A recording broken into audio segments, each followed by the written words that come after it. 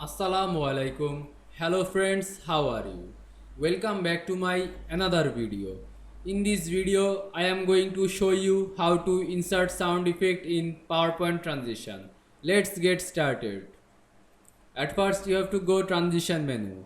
Then you can see here are many transition.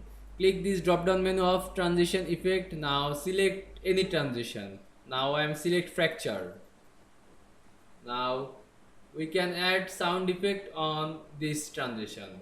Go to sounds effects drop down menu and choose any sound. Now I'm choose cash register.